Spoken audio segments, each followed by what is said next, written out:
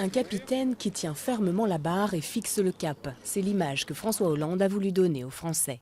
Répondant aux critiques sur son manque de réactivité face à la crise, le chef de l'État s'est efforcé d'apparaître combatif, déroulant un agenda sur 2 ans pour redresser la France. François Hollande répond aux attentes, concernant sa posture, concernant son implication personnelle. En revanche, là où on peut avoir des déceptions, c'est le registre des résultats concrets. Au fond, à quel moment la situation des Français pourra s'améliorer, à quel moment le pouvoir d'achat pourra s'améliorer, à quel moment l'emploi pourra revenir en France, à quel moment la croissance pourra revenir.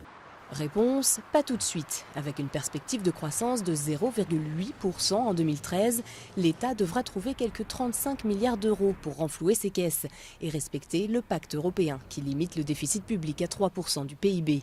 Cela veut dire 10 milliards d'impôts supplémentaires pour les contribuables et 10 milliards aussi pour les entreprises, avec un retour possible de la CSG. Une augmentation sans précédent depuis au moins 30 ans. Ce que nous vivons aujourd'hui, c'est des hausses d'impôts qui vont étrangler les Français. Voilà.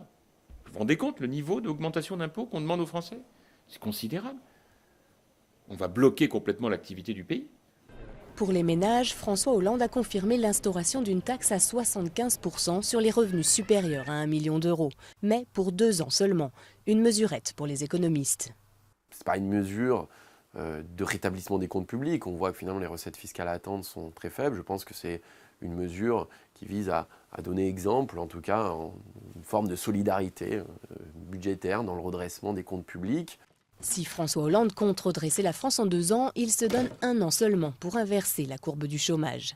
Et pour atteindre ses objectifs, il a renouvelé sa confiance à Jean-Marc Ayrault, qualifié d'homme sérieux, tout en promettant de venir lui-même s'expliquer régulièrement face aux Français sur la politique menée par le gouvernement.